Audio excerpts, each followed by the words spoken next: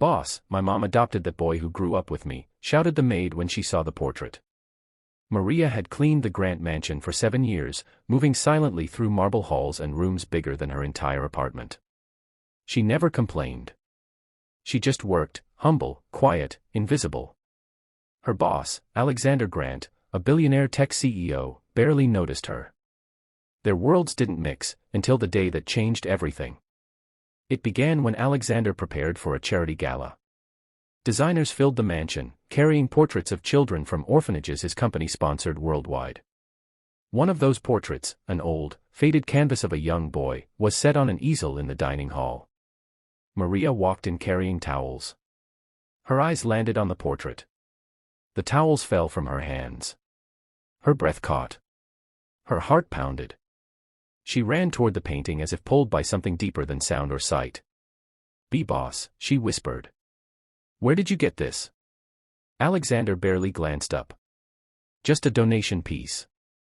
Some orphan from Southbridge home, I think." "Why?" Maria clasped her shaking hands over her mouth. Tears filled her eyes.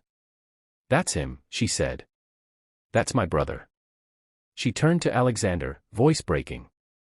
"Boss, my mom adopted that boy who grew up with me." The room froze. Designers stopped moving. Assistants stared. Even Alexander lifted his head slowly, sensing something bigger beneath her words. Maria stepped closer to the portrait, fingertips trembling as they traced the boy's outline. "My mom found him abandoned behind our church. He was 4. Silent. Sick. She took him in, fed him, loved him. We grew up sharing one bed, one plate, one life." Her voice cracked. "But one night, there was a fire. Our home burned down. We got separated. They took him to an orphanage far away. We never saw him again. I spent years searching. Years." Alexander's expression shifted, confusion, then curiosity, then something like concern. "What was his name?" he asked. Maria whispered, "Gabriel." Alexander blinked, hard. The name struck him like a blow. He excused the staff, then gently guided Maria to a chair. His voice softened. "This portrait," he said slowly, "was donated by the founder of a special fund.